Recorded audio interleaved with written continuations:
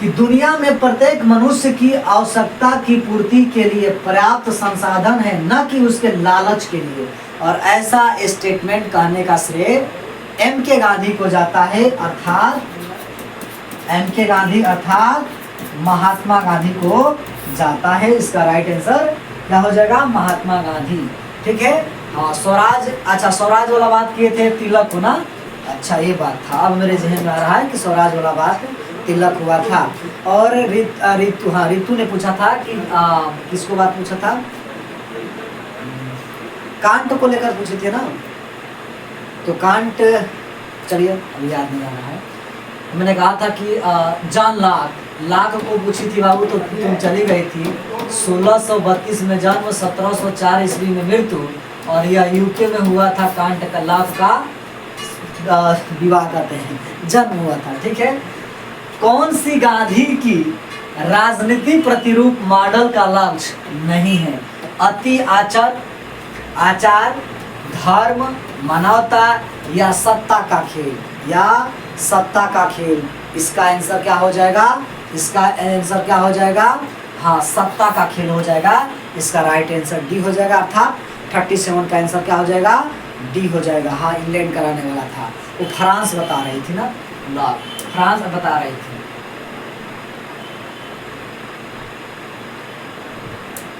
चलिए next question पर हम पढ़ते हैं और गतिविधियों को आगे बढ़ाते हुए चलते हैं। फांसीवाद निम्नलिखित में से किसको महिमा मंडित करता है? फांसीवाद किसको महिमा मंडित करता है? 38 नंबर क्वेश्चन किसको कहता है? 38 नंबर क्वेश्चन किसको कहता है? और 38 का ए आंसर भी आ जाएगा।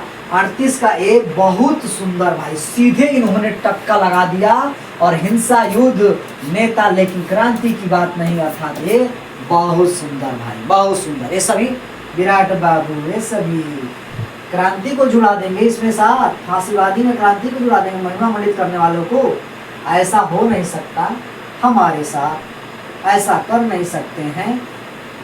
एक राष्ट्र, वन नेशन वन स्टेट सिद्धांत की उद्घोषणा जो वर्तमान में भी चल रहा है भाई, वर्तमान में भी चल रहा है, तो वह कहता है उस समय की घोषणा मैजिनी ने किया, एक्टन ने किया, मार्क्स ने किया या लेनिन ने किया? इसका राइट आंसर क्या होगा? कमेंट करके बताइए।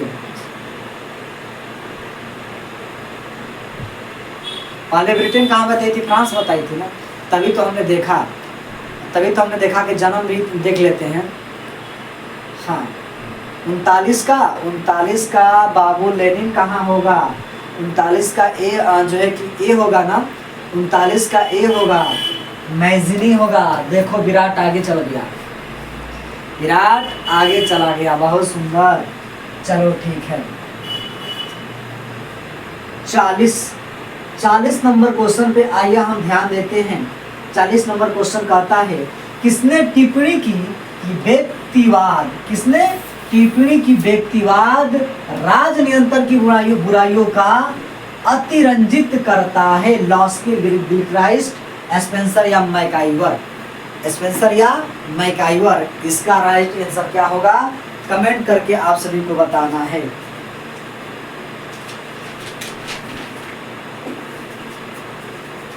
इसका राइट आंसर क्या हो जाएगा बाबू? इसका राइट आंसर हो जाएगा गिलक्राइस्ट। गिलक्राइस्ट बी आंसर होगा। बहुत सुंदर। रितु बाबू ने एक क्वेश्चन मिस्टेक किया, लेकिन फिर पड़ोसी को नहीं मौका दिया, फिर रैपिड फायर कर दिया जाता है। ठीक है। और एक चीज मेरे जहन में आ रहा है, आप सभी को बताना है कि बेरीवारी जो केस था, बेरीवारी जो केस है, ठीक है, वाद है, बेरुवारी है ना, बेरुवारी है, लिख देते हैं। यह क्षेत्र कहाँ का है? बेरीवारी, बेरू है, बेरुवाड़ी जो केस था, वाद था, 1960 का दौर था। यह केस में, इस केस में कहा गया था कि प्रियम्बल जो है किसका नहीं है? तो कहा जाता है कि प्रियम्बल जो है संविधान का अंग नहीं है, संविधान का अंग नहीं है। इसमें किस बात को लेकर चर्चा की गई थी, एक बार कमेंट करके बताइए। और जो है कि 41 का आंसर सी होगा, और 41 का आंसर जो है कि पीवी नरसिम्हा होगा, पीवी नरसिम्हा राव होगा। इसका राइट आंसर सी होगा 41 का। ठीक है, चलिए तो आप सभी को बताना है कि प्रस्तावना को संविधान का अंग किस वाद में नहीं माना गया और किस वाद में माना जाता है। 42 नंबर क्वेश्चन, पंचायत व्यवस्था का सर्वाधिक महत्वपूर्ण अंग निम्न में से कौन सा था। उच्च न्यायालय, सर्वोच्च न्यायालय, संघीय सरकार, आम सभा।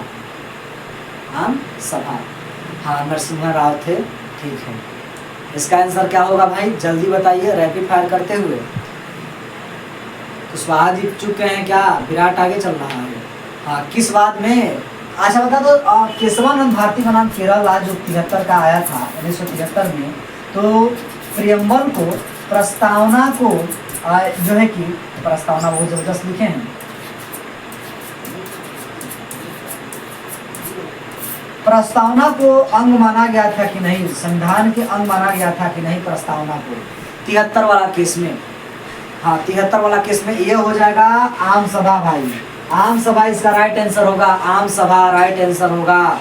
यहाँ पे सब लोग चुप गए हैं। चलिए हम देखते हैं बेड़ूवाली जो केस था, वह कह रहा है कि सर भारत और पाकिस्तान के बीच रैंडक्लिफ महोदय के द्वारा जब सीमा क्षेत्र बंटवारा किया जाता है,